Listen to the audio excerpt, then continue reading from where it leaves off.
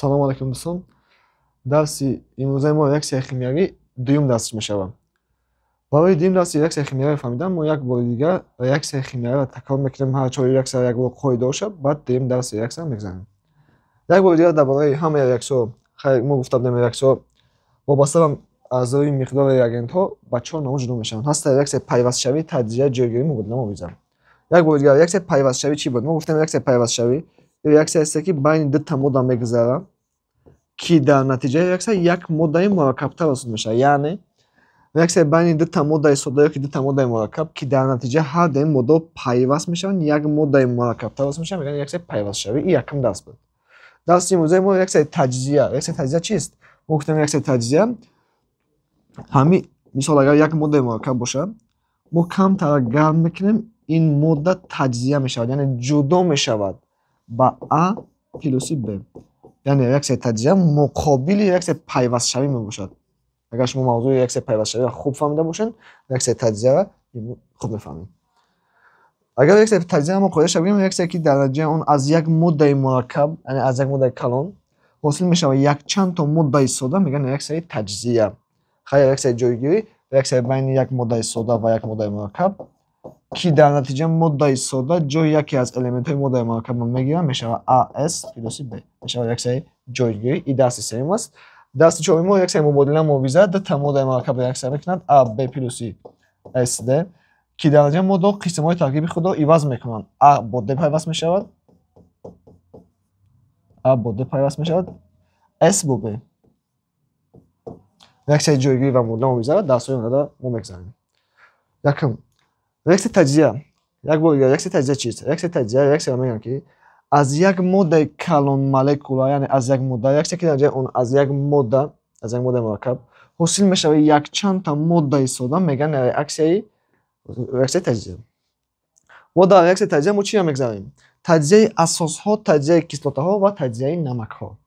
Якум дар бораи таҷзияи асосҳо, агар шумо чӣ хеле ай дарсҳои пештара бидонем, кадом вақт асос ҳосил мешид? Мо гуфта будем ки агар мо оксиди асосӣ, яъне натри дуора бо HOH реаксия барем, агар дар ин ҷо мо гуфтем оксигену гидрогени якта OH бо OH қатъӣ мешавад дута OH, яъне дута натри қатъӣ дута OH пайваст мешавад, ҳосил мешавад натри OH, яъне асос ҳосил кард. Мо агар реаксияи чӣ? Мо агар реаксияи таҷзияро бигирем, таҷзияи асосҳо чӣ гап мешавад? Ҳамин реаксия набарод ай натри OH чӣ ҳосил мешавад? Об ва оксиди натри. Яъне ҳангоми таҷзияи асосҳо кадом модда ҳосил мешавад? Мо гуфтадем асос ай чӣ сохта шуда? Асос ай оксиди об.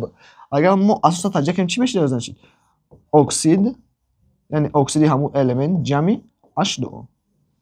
Мисол мегӯем мо алюмини OH 3 маротиба. Агар мо таҷзия кунем алюминиро, алюмини металлай эҷа OH ай ку мо амин я алюмини якта оксигена мекашад, дар худаш мегирад.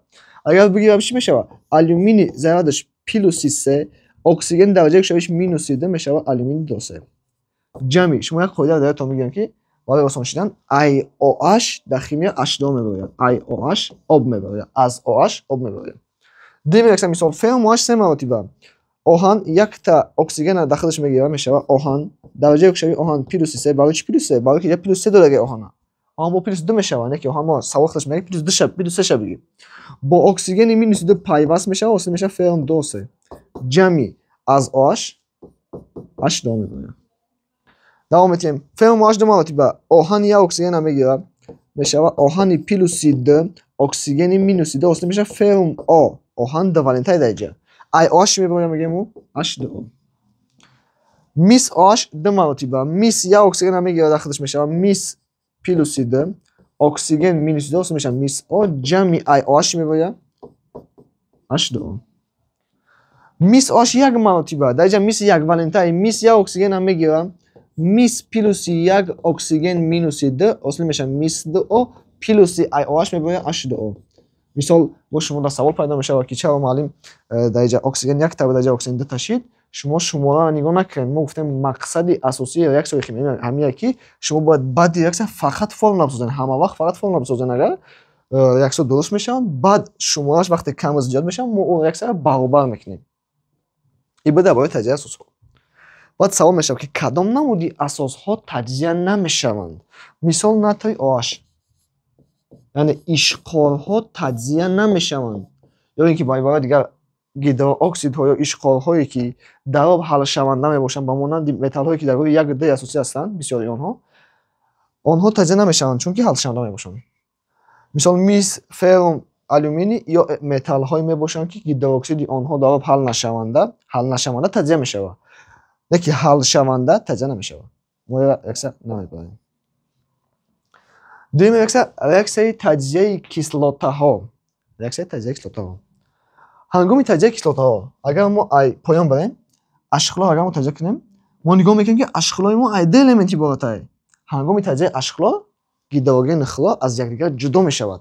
ما می‌نویسیم که گیدروژن 2 برای چی؟ برای که گیدروژن گاز دو اتمی ما باید بعد بنویسیم یا اینکه خلا در پیش شده میمونیم. برای چی؟ برای که خلا گاز دو اتمی 7 گاز دو اتمی یک بار دیگه می‌نویسیم شما درجه گازهای دو اتمی H2 خلا O2 بام2 یود فتاد و اند 7 گاز دو اتمی بود یا ما باید بعد بنویسیم H2 اگر تجزیه شود دو گیدروژن رو می‌نویسیم H2 جمع сульфур гази дو اتمی است. این سولفور غیر متال. дарси пурраро метавонед аз телеграм-канали мо дастрас намоед. ссилкаи он дар описание гузошта шудааст.